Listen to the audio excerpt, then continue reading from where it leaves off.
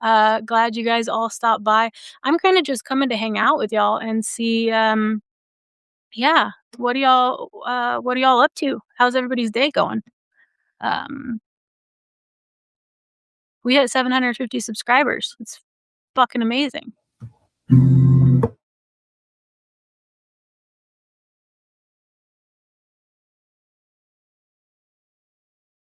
Well, if y'all don't have any questions, feel free to throw questions in the chat. Feel free to give us some hearts if we want some more people to show up. And if we don't have any questions, I'll just read some stuff. Does anybody have anything they would want me to read? Otherwise, I can just read some of my own stuff. I've got a bunch of books next to me that we can read. I've got Josh Datko's new book, Wasted Blood, that just came in. I've got some, let's see what else I got. I met this guy at an open mic, Martin Balgok. He's got some cool poetry. We've also got some of my favorite, Andrea Gibson, hanging out here. And maybe even some Mary Oliver. Throw some Mary Oliver in there for good luck. Wasted Blood. Yeah, Josh is freaking awesome. I was so excited to get this book. Let's see.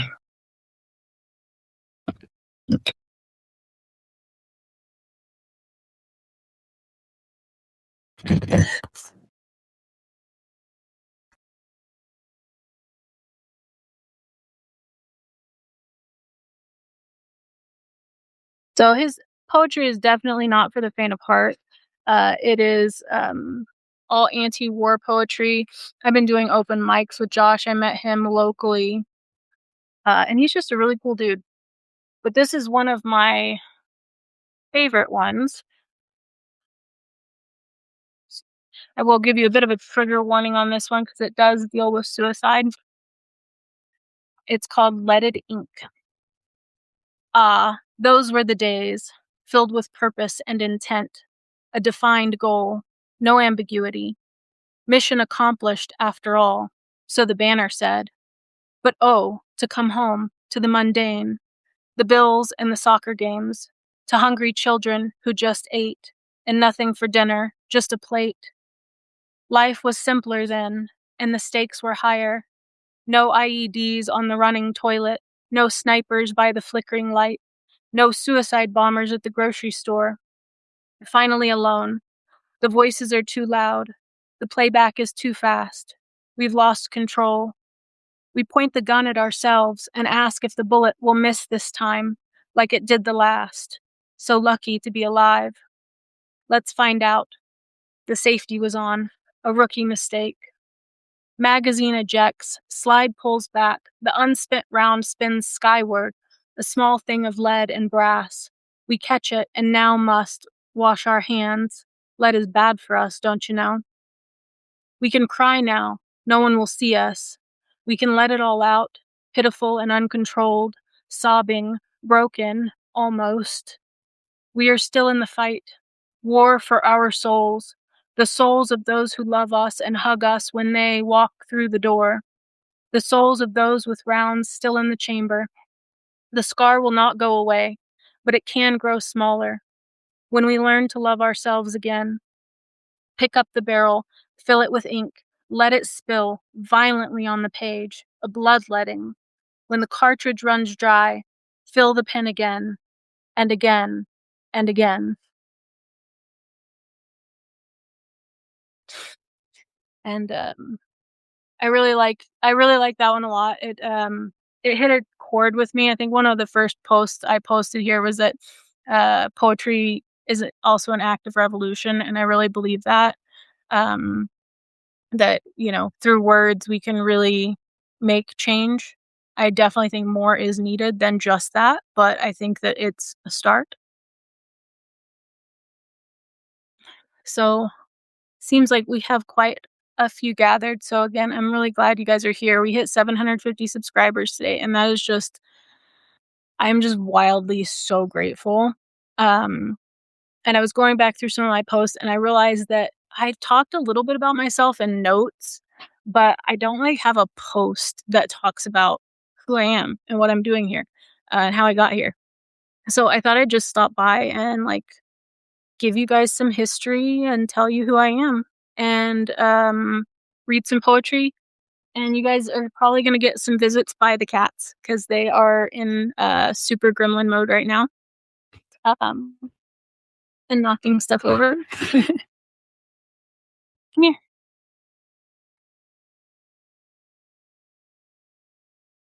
I've been rejected, as is usual with cats.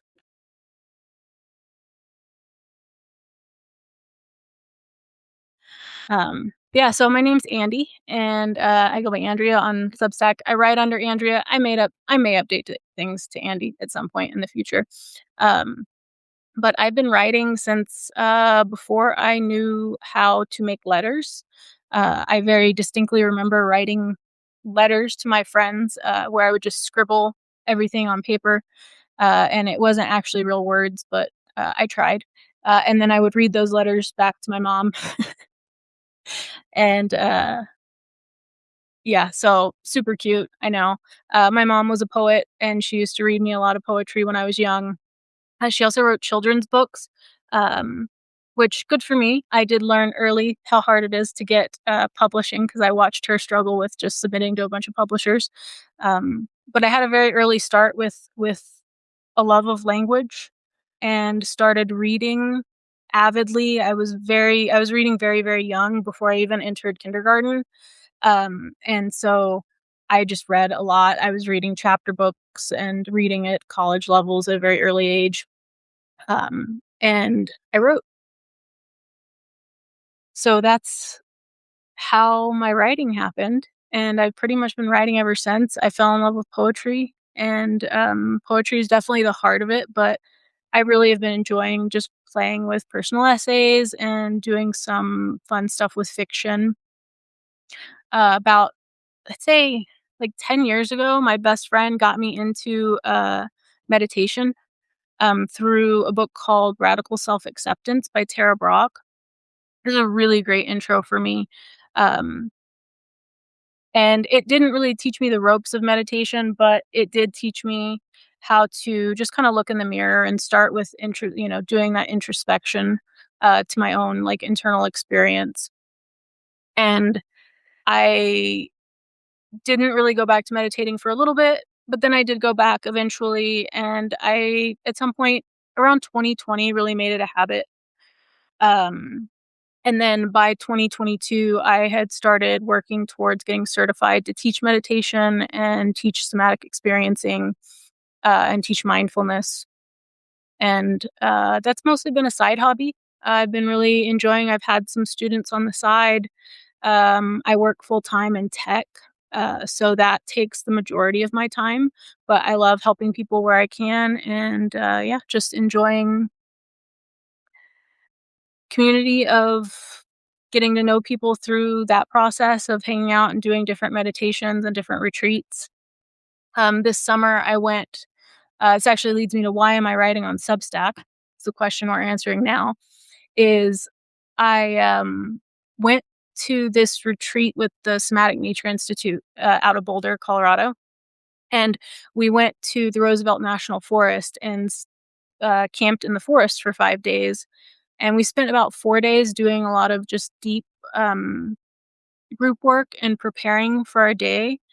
And for our main day, we went out for 24 hours. I did a full food fast and mostly a water fast.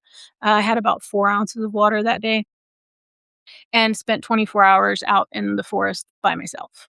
And during that 24 hours, um, just really was a great opportunity to just reflect about where I have been in my life, where I want to go in my life. And it really made me fall in love with my writing in a different way. I've had a complicated relationship with writing over my life. I think a lot of people can probably resonate with that feeling.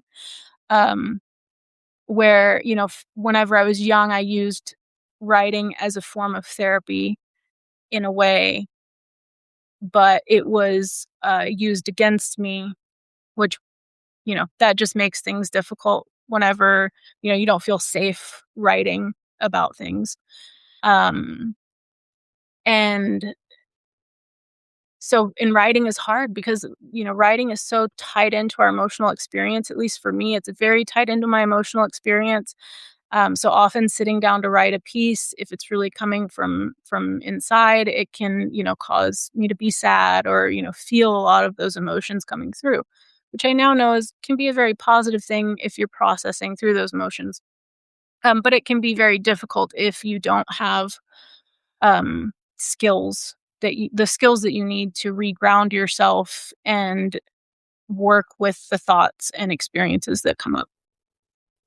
Um, so yeah, there's a bit of an introduction about me. Do you guys have any questions?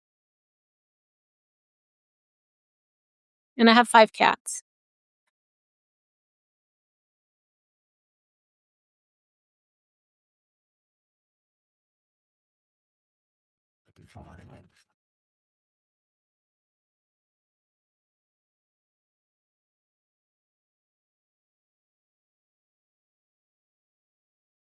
Yes, Corey, 5 cats.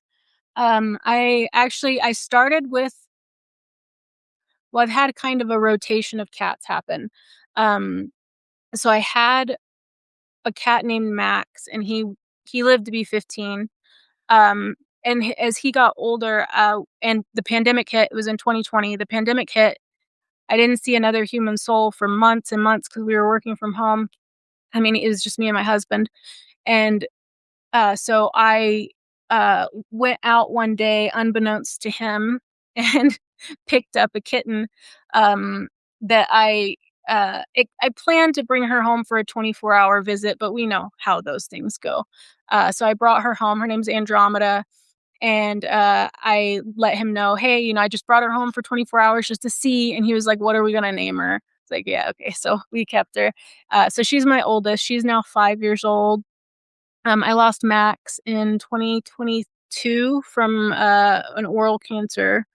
Um, but I'm really glad that I had Andromeda before he passed because she picked up some of his habits. And then my dad, I found out, had cancer in 2023. So I went down to Texas to get him and brought him to Colorado to take care of him. And with him, he actually had 8 cats. And I had to make the really difficult decision to pick 4 to bring with us. Um, One of them was going to be mine no matter what, because when I went to Texas to see my dad, I got out of my Uber and there was a little black kitten sitting outside of the Uber, and she blocked my way to get to the house, and she meowed at me until I pet her. And then she followed me into the house, and then she's been super connected to me ever since. So we call her my little familiar because she follows me everywhere. She's on the bed right now, but she's just ignoring me as cats do. Um,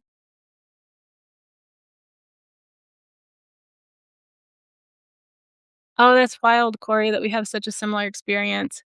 Yeah, she definitely knew where her home was. So I brought her home. So then we had Andromeda and Cosmo. And then my dad had the 3 others, which is Perseus, Nikki, and Misty.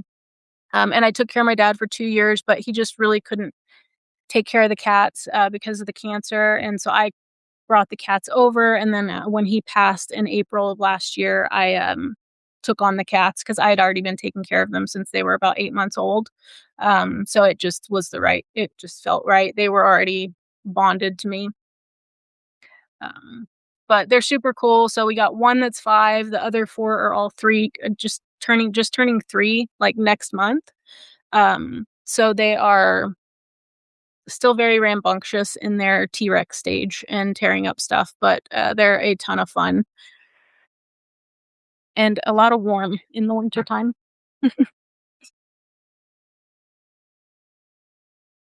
Yeah, they do all get along. The 4 that came from Texas are um, they're all bonded really closely. So they play, they wrestle, they all that. Andromeda, she was really hesitant at first, but she is now playing and wrestling with at least 2 of the younger ones.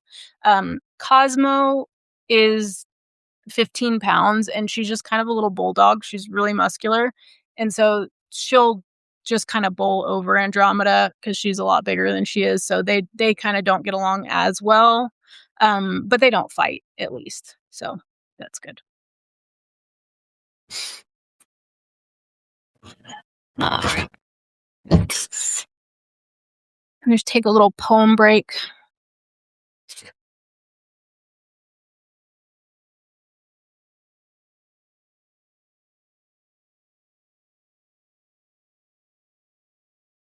Yeah, tolerate is the right word there.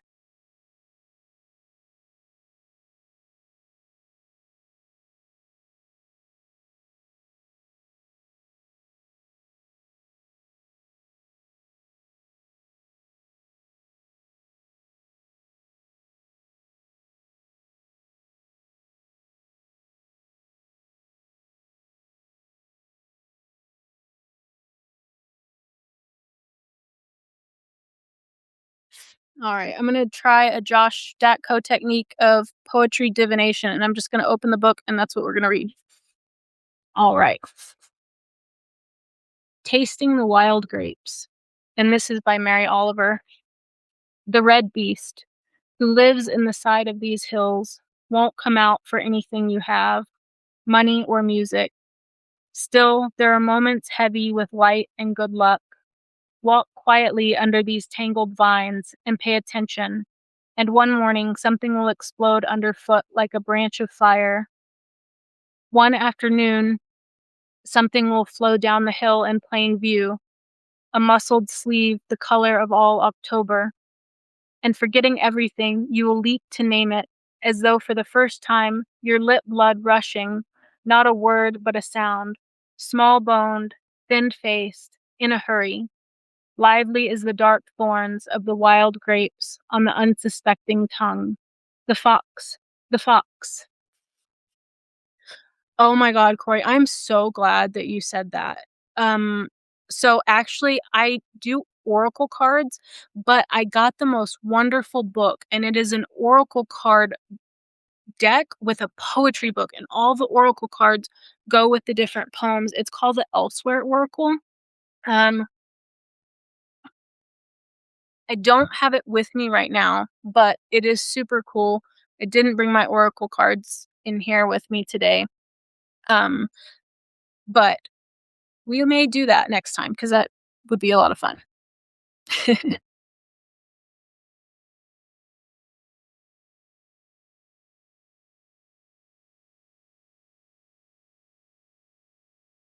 Yeah, I did I do a whole lot of workshops. I talk about them sometimes in notes too, but one of the workshops I went to was her name's Michelle Batiste, and she's from here, and she's a Colorado local.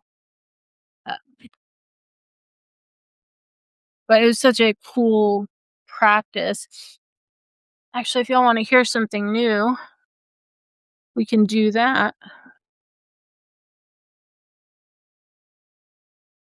I wrote a poem in her workshop because um she had us write poetry, like, she had us pick an archetype of any kind and then write a poem about the archetype that we chose, but specifically to take the archetype and then turn it on its head, so do something unusual with it. So I wrote this one. It's called Mother of All, Mother of None. A hollow between maiden and crone, where the moon shines on barren loam, where the song of the crone is sung too soon, illuminating an empty womb, a mother with no children of her blood, who become the children of your heart. The moon speaks to you as lovers do. Silver light caresses tilted jaw. Mother of none, mother of all, mother of salvation.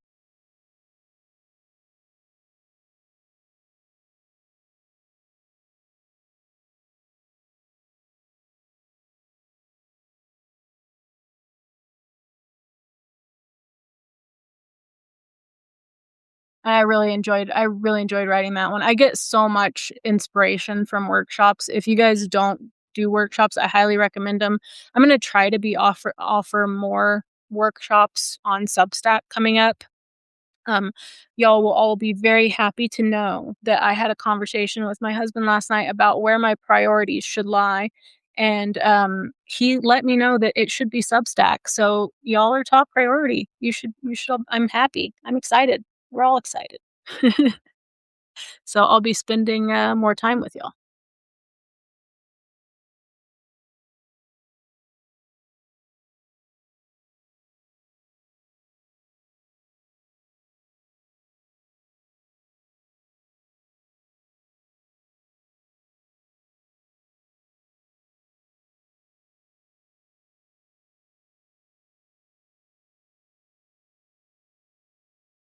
Yeah, and I guess a little bit about that poem too is, um, not to go into too much of, detail, but I've been struggling with infertility for the last few years. So taking that crone image, because I really have felt a resonance with that crone image as I've kind of skipped the motherhood into crone. And so it really just felt like a fun play on that archetype, and to kind of just switch it around of like it's the crone, but it's the crone without children. Um, which I think, uh, it was an interesting archetype to play with. Yeah, Charlie. Also, it's just like Substack has been so great. Like, I mean, everybody has been so wonderful. I've loved meeting everybody. I've read more than I've been reading in many years. I mean, I've always been an avid reader, and I've been wanting to like reignite my habit of reading daily. And Substack really got me to do that without it. I mean, it kind of made it feel more like social media, but I'm still reading. So and just the amazing caliber of poets and writers I found on here is just completely impressive.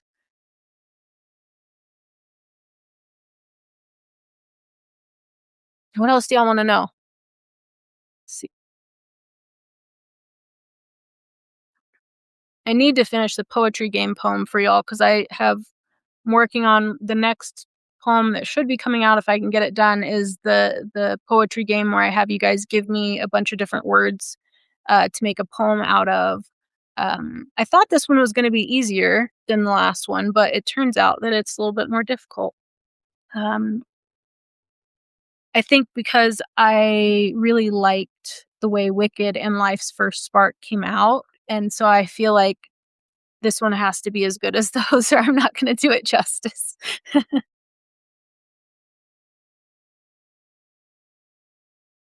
See, have any of you guys read anything from Jeff Vandermeer? He mostly writes books, if you're not familiar with him.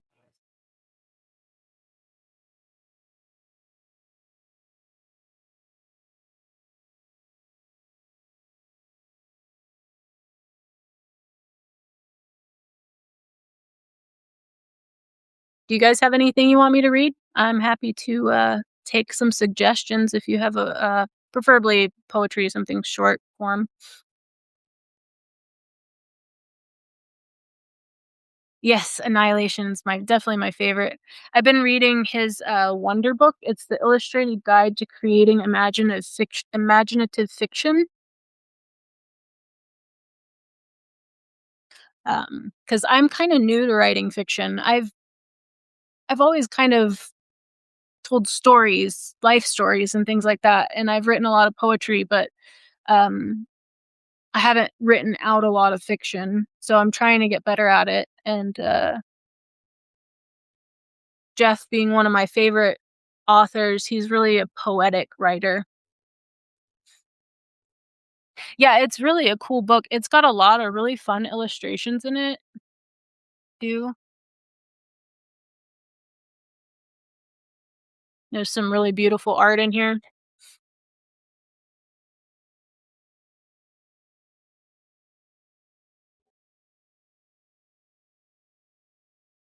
Y'all wanna hear something of mine, I guess? We can do that.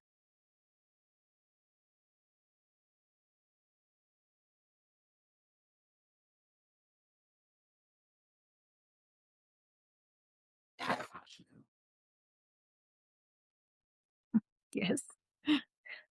Something old or something new, Charlie?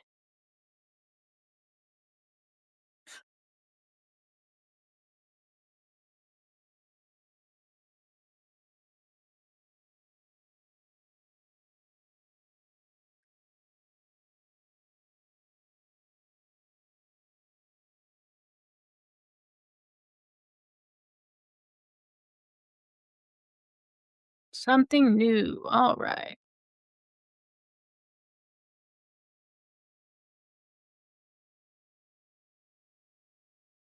Okay, I gotta check for something new because it can't be something that is going out for contests.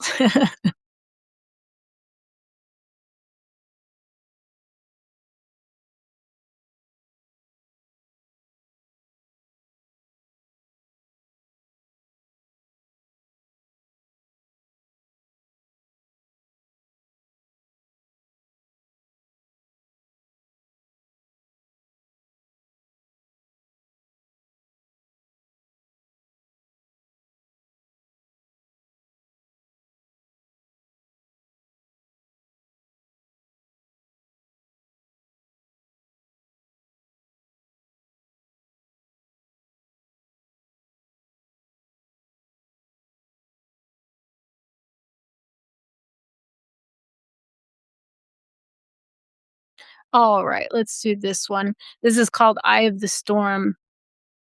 I see an eye staring up at me from the top of my wood stained desk, watching as I slowly drift in daydreams, knowing distraction has taken hold.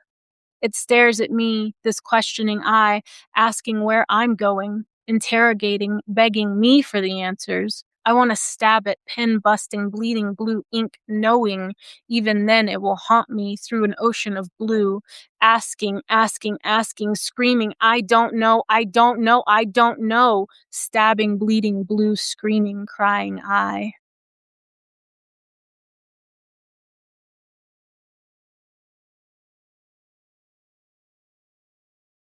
There's some that's actually it's new because it's not on Substack, but it's actually old because I wrote that in 2005.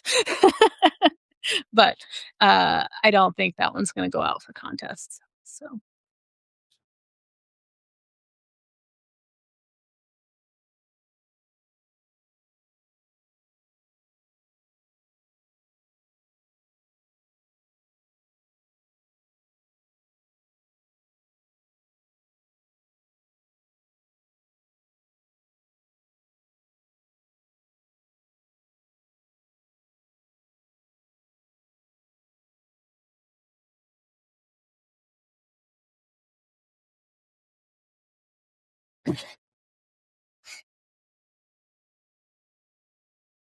I think I have one of the first little short story kinda things I wrote here.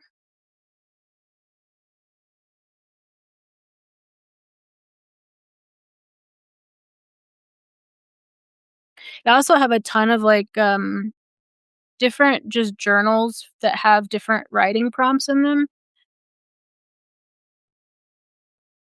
This is one of them I use a lot. It's called Q&A a day. It's like 365 prompts. But I like to use prompts a lot when I'm writing. It just kinda helps get the curiosity flowing.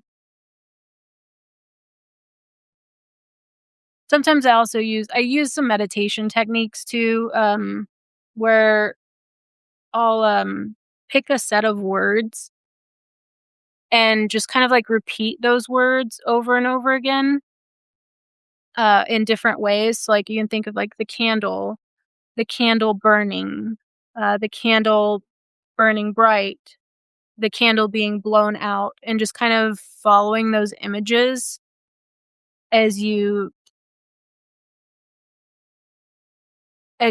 write, and then you can just, like, write about those things, and I try to, like, get really deep with the visualization and then just, like, try to write something about the candle, but you can do this with it's kinda like a object meditation practice because you can really do it with any object and just go really deep. So you can even think of, like, if you have a pen sitting next to you, you can consider writing about that pen and just think of, like, how the pen was created, the factories that maybe created the plastic, what factories created the ink that goes inside, what factories shipped it, who are the people that work at the factories, who are the people that, you know, drive between the factories and take things to ship.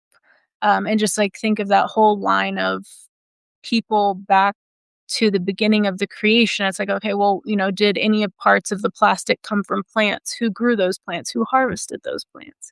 And it can be a really fun practice to just kind of get creativity flowing because maybe you find somebody along that path that is an interesting character to write about.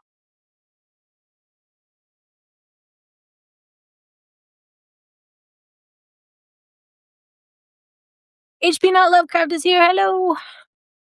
And thank you everybody for coming today. HP Not Lovecraft has been doing some lives too, which has been I've been jumping over there sometimes. It's been fun, and Mac Devlin's been doing some lives.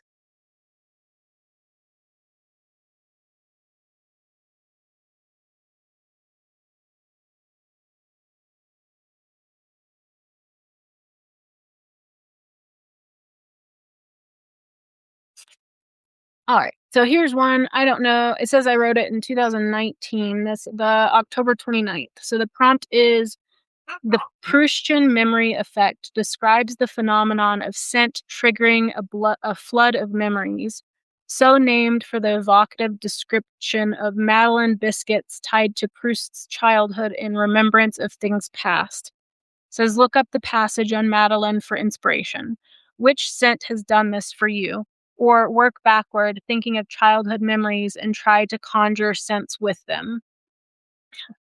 So I wrote, the first smell of autumn. How can you tell? Standing in the driveway in an oversized sweater, looking up at my dad.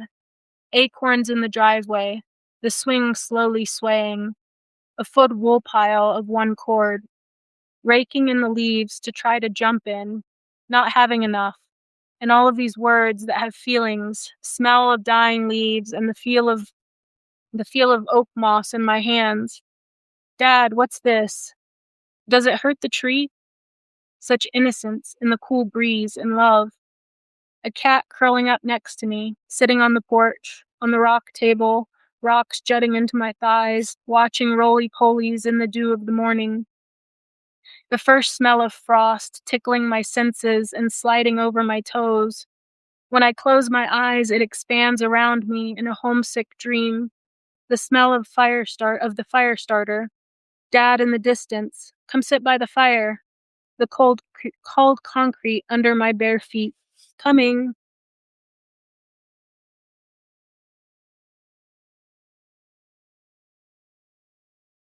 And sometimes I go back and read stuff and I kind of am impressed with myself with just like a first draft writing in a random journal. Not to like just brag, but it's just I impress myself sometimes. I when I go back and read it.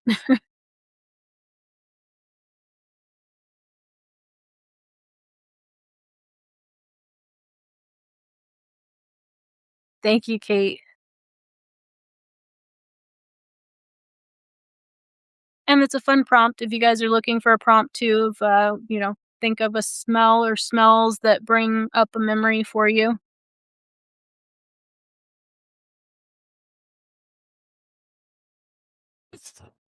And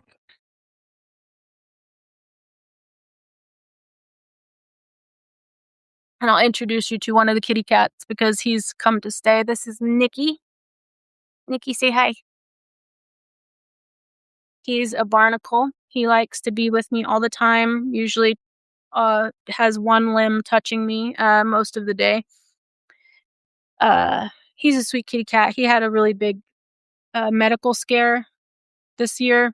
It's called pyothorax. It's really nasty infection that is super rare. Luckily, the vets were able to save him, and ever since then, he's just been super, super attached. I mean, they're all pretty attached to me, but he's especially attached. Yeah, and Kate, I think you may have come in later, but I've got 5. This is just one. And I try to post notes all the time of different pictures.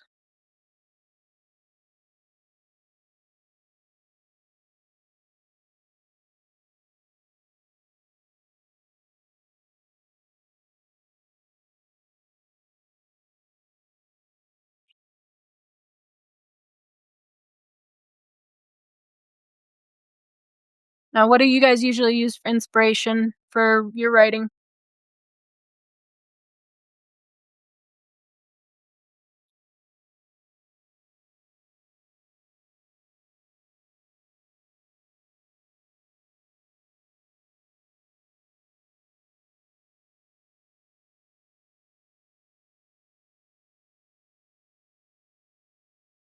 The silent types tonight. That's okay. We can read more stuff. I think I promised y'all some Andrea Gibson too.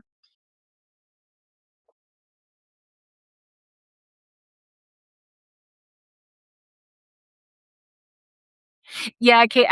Yeah, that's one of the complicated relationships I've had with my writing is for a long time, most of my life, honestly, I felt like I could only write if I was in a bad mood. So like if I was angry about something, if I was sad about something, that was like the only time I felt like I could write. So then whenever I got into a relationship that was stable and solid and my life wasn't chaotic all the time, I didn't know what to write about because I just was not used to the calm. I was used to the chaos.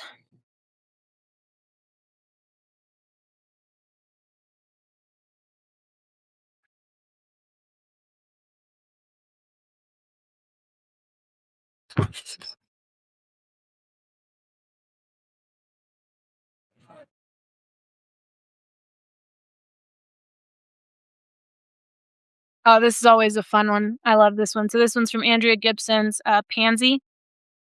I got these for my birthday. To the men catcalling my girlfriend while I'm walking beside her.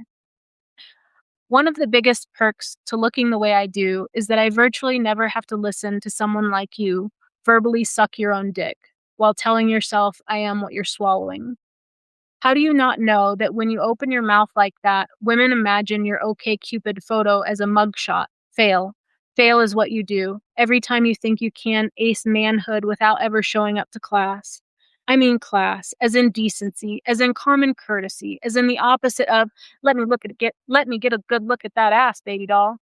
Congratulations on being another dude who got his cat calls from Toys R Us. You unoriginal hand me down of mediocrity. You mosquito, biting your own balls in a swamp of your mother's regret. Yes, I know it's low to call even assholes names, but any feminist who has ever taken the high road will tell you the high road gets backed up, and sometimes we need to take a detour straight through the belly of uncensored rage.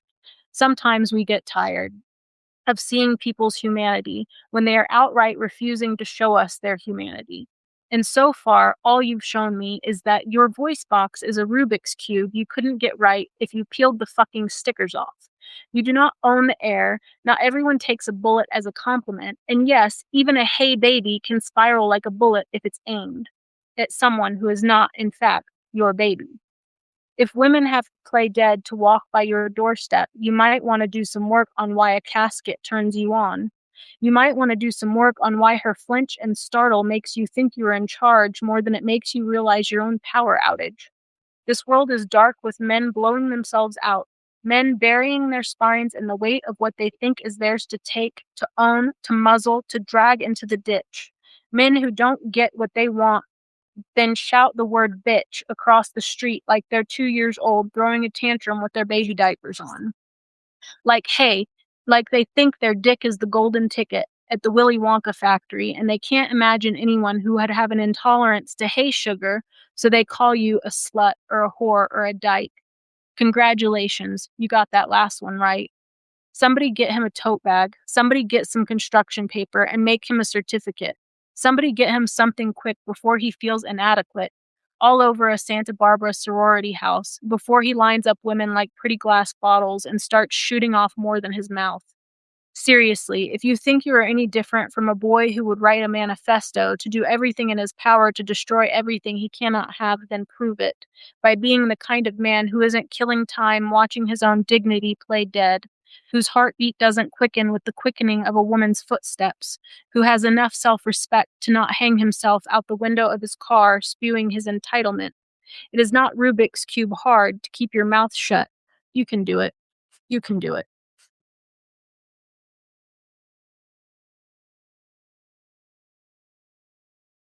I found Andrea Gibson by fate, I feel.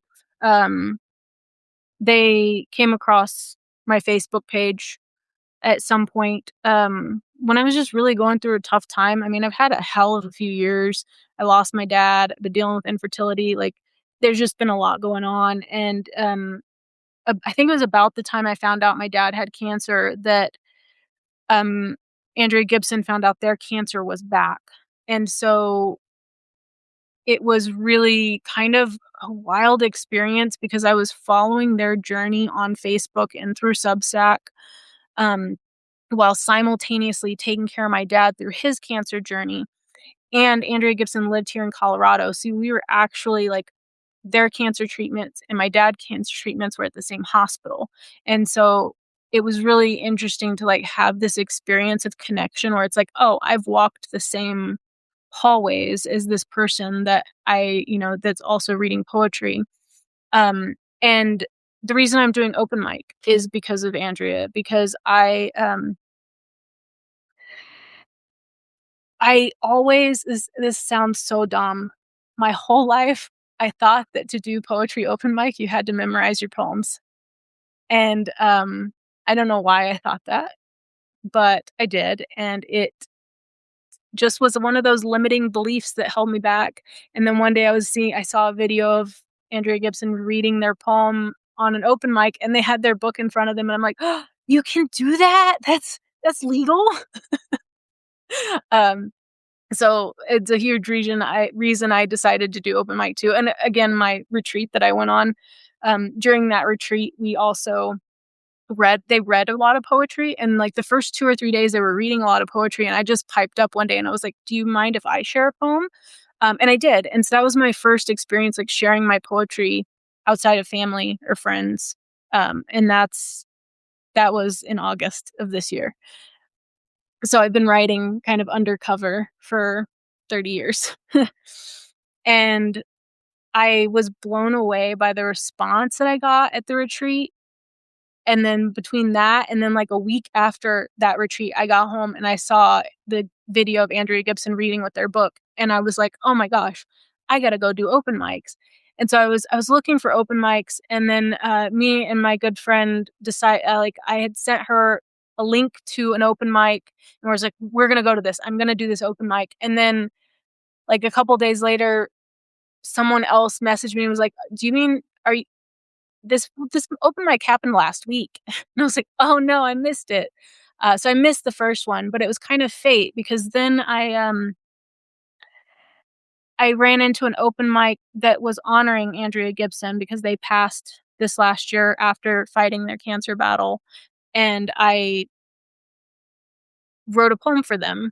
So I ended up going to the open mic and reading the poem that I wrote from them, and then that led me to, the Colorado Columbine Poets Association, which we meet every Saturday for workshops, and, there's tons of events all over the towns out here in Colorado, like, there's Denver, there's Boulder, there's Fort Collins, there's stuff everywhere, so I try to hit whatever kinda open mics are available. Let's see, I can read y'all that poem that I wrote because 'cause I'm not submitting that anywhere.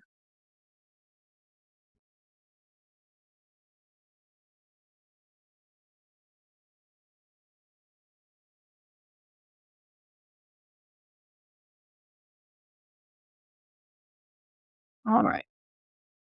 So this one is just titled Andrea. My namesake, a name I once forswore for having been told it meant womanly. Little did I know its roots. Aner, andros, masculine, strong, yet gifted with an edge of femininity, an amalgamation of both sexes and of none.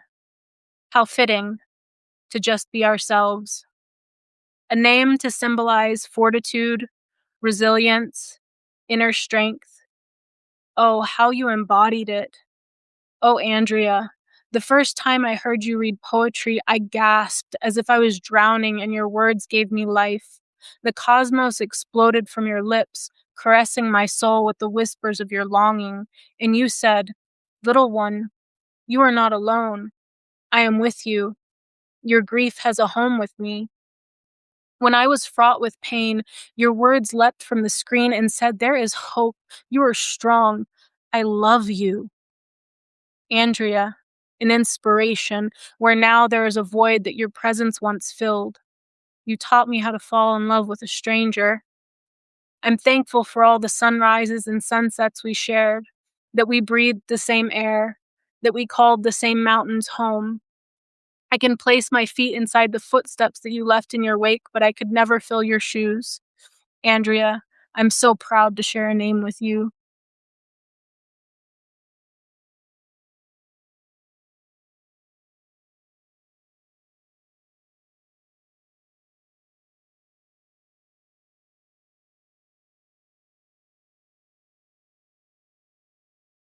Yes, a poetic hero indeed.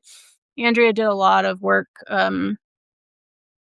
just in local communities, helping people, and I just loved people. I share anytime the Meg, their widow posts on, their Substack still sometimes I always try to reshare it because they just have so many beautiful lessons to teach about grief too. Like Meg, Andrea's wife is just, you know, the documentary that they did, Come See Me in the Good Light, it was nominated for an Oscar. So they've basically been doing a press tour since Andrea died.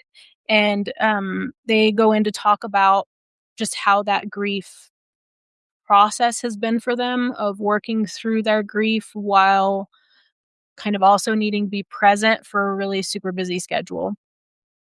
And it was just a really good article. So if you get a chance, you should go check that out too. All right. Well, I do need to get some writing done tonight. So I'm going to take us out with a grounding practice if anybody wants to hang out for that. Uh, we've had some great poetry reading and some good questions asked. And again, I just, you guys are awesome. I love having y'all here. It was great to introduce myself and talk for a little bit. And there will be much more coming on the horizon. So we'll start by taking a few breaths together in through the nose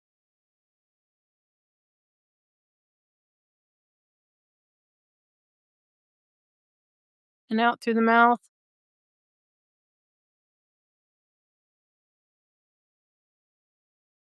Just allowing your face to soften. Your forehead doesn't have to be scrunched. And let your eyes and your cheeks relax.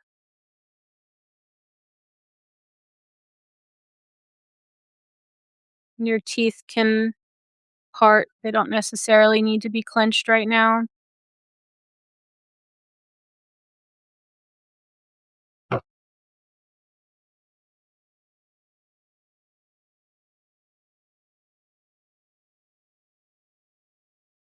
Just see if you can allow your breath to go deep into your belly. Just feeling a sense of grounding where your sit bones are connecting to your chair or the surface beneath you.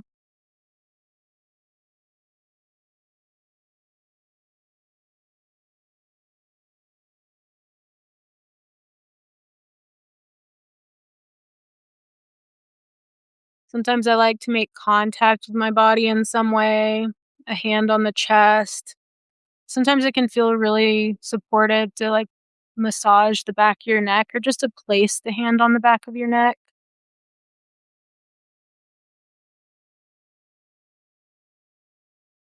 Just feeling yourself present and here right now.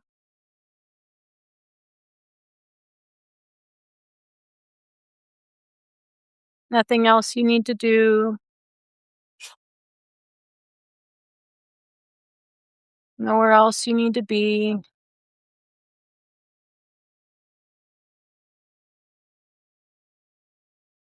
And allow the shoulders to drop away from your ears.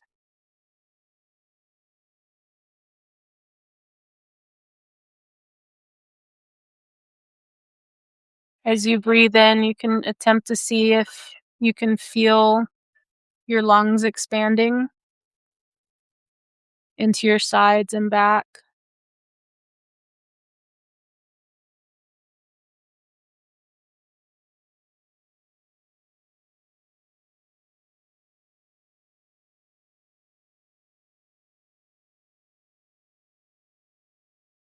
Allow your upper arms and elbows,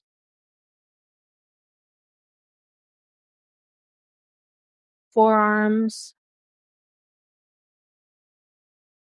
and hands. You just kind of be aware of these areas, not trying to change them, just seeing what they feel like right now.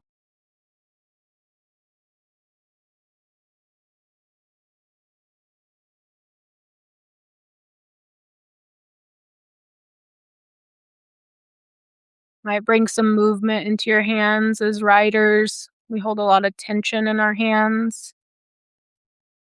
I like to stretch my fingers.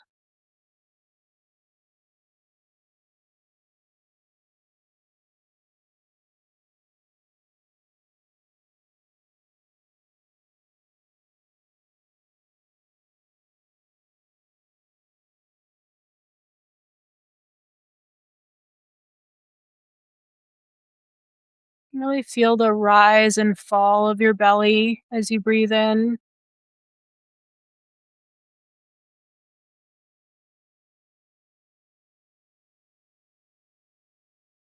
If you have trouble feeling that organically, you can even place a hand on your belly to feel that more physically.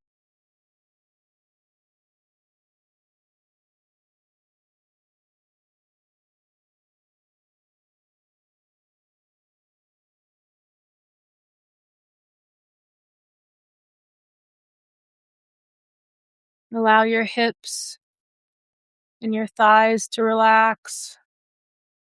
Even see if you can allow your legs to fall open slightly, to just open up your hips a little bit if you have the room to do so.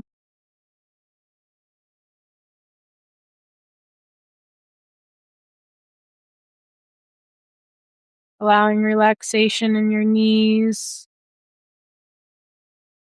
your calves, and shins.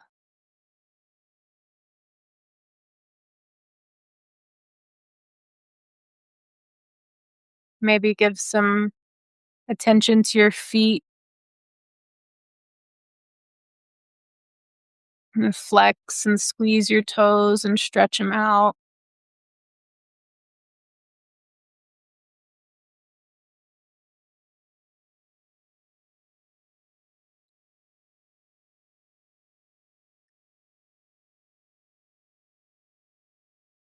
We'll take a couple more deep breaths together in through the nose and out.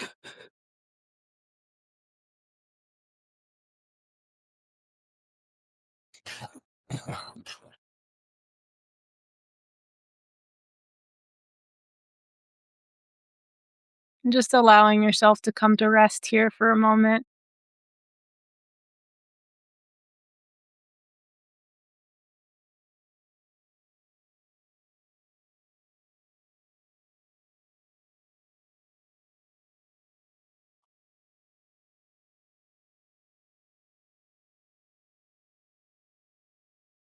And we'll take it out with a poem. This is Rumi's The Guest House.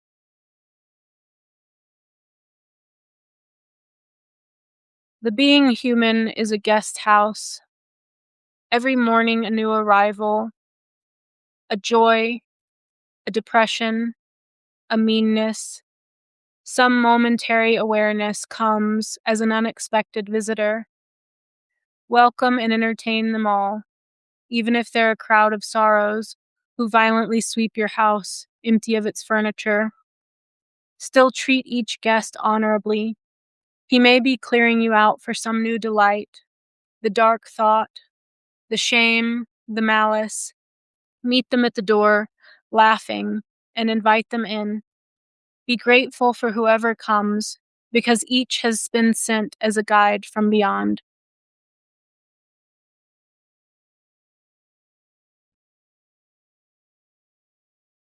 Yeah, I was wondering how much of the kitty screaming you could hear, 'cause, my husband came in and started petting the cat, and she started going nuts. But so sorry about the interruption, but it's all part of meditation. All the interruptions are part of the meditation when they happen, whether they happen to you, whether they happen to me.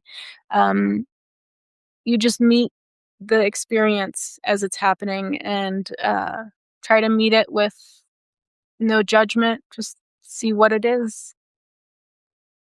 And Kitty does say breathe.